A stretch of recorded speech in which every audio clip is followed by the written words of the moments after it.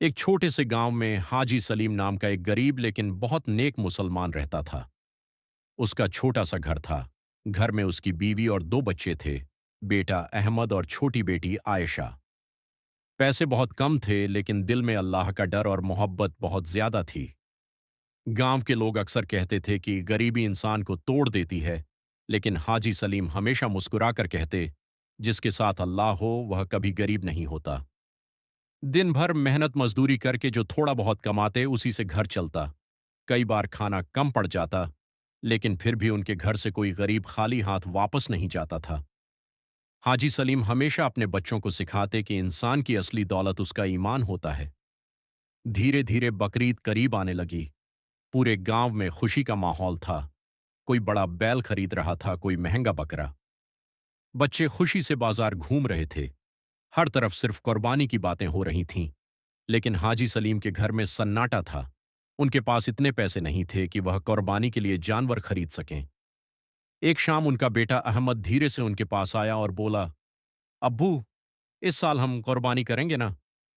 यह सुनकर हाजी सलीम कुछ पल के लिए खामोश हो गए। उनके पास जवाब नहीं था। उन्होंने बेटे के सिर पर हाथ रखा और सिर्फ इतना कहा, अगर अल्लाह ने चाहा तो जरूर करेंगे। उस रात हाजी सलीम बहुत देर तक जागते रहे। सब सो चुके थे, लेकिन वह आंगन में बैठकर आसमान की तरफ देख रहे थे। उनकी आंखों में आंसू थे। उन्होंने हाथ उठाए और कहा, या अल्लाह, मैं गरीब जरूर हूं, लेकिन तेरी राह में कुर्बानी करना चाहता हूं। मेरे बच्चों का दिल मत तोड़ना। अगले दिन फज्र की नमाज के बाद वह मस्जिद से लौट रहे थे। रास्ते में उन्हें एक छोटा सा सफेद बकरा दिखाई दिया। वह सड़क के किनारे बंधा हुआ था और आसपास कोई नहीं था।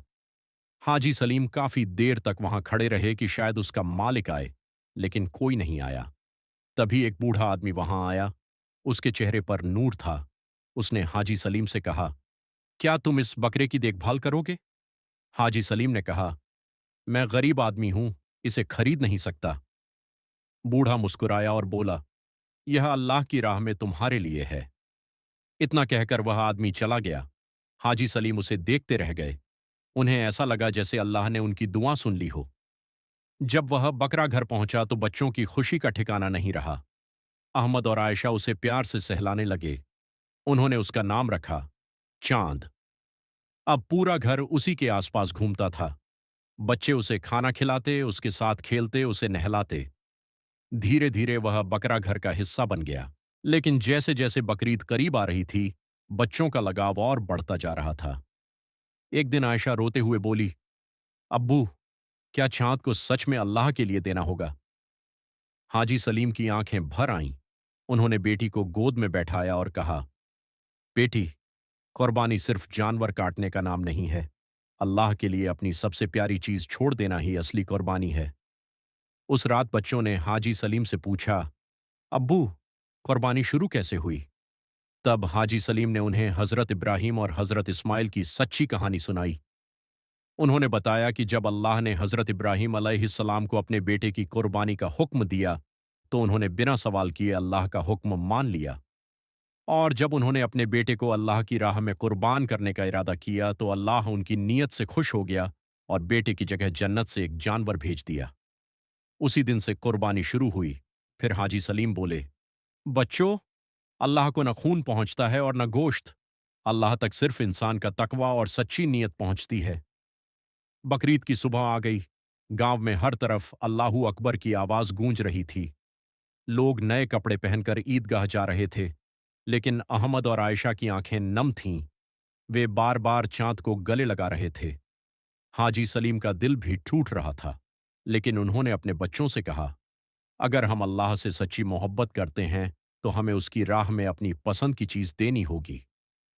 उन्होंने चांद के सिर पर हाथ फेरा और दुआ की, या अल्लाह, हमारी इस छोटी सी कुर्बानी को कबूल फरमा। कुर्बानी के बाद हाजी सलीम ने गोश्त के 3 हिस्से किए। एक हिस्सा गरीबों में बांट दिया, दूसरा रिश्तेदारों को दिया और थोड़ा सा अपने घर रखा। गांव के लोग यह सब देख रहे थे। कई अमीर लोग बड़े बड़े जानवरों की कुर्बानी कर रहे थे, लेकिन उनके दिल में दिखावा था। जबकि हाजी सलीम के घर में गरीबी थी, मगर नीयत साफ थी। गांव के एक बूढ़े आदमी की आंखों में आंसू आ गए। वह बोला, आज समझ आया कि असली कुर्बानी जानवर की नहीं, इंसान के नफ्स की होती है। उस रात अहमद ने अपने अब्बू से पूछा, अब्बू, क्या अल्लाह हमारी कुर्बानी से खुश हुए होंगे? हाजी सलीम मुस्कुराए और बोले, बेटा, जब इंसान दिल से अल्लाह के लिए कुछ छोड़ता है तो अल्लाह उससे बहुत खुश होते हैं। फिर उन्होंने अपने बच्चों से कहा, याद रखना, कुर्बानी हमें यह सिखाती है कि दुनिया की हर चीज से बढ़कर अल्लाह की मोहब्बत है। उस दिन के बाद अहमद और आयशा बदल गए। अब उन्हें समझ आ गया था कि कुर्बानी सिर्फ ईद का एक त्योहार नहीं, बल्कि सब्र, मोहब्बत, त्याग और अल्लाह की फर्माबरदारी का नाम है। और यही है कुर्बानी का असली मतलब, अपने दिल को अल्लाह के लिए झुका देना।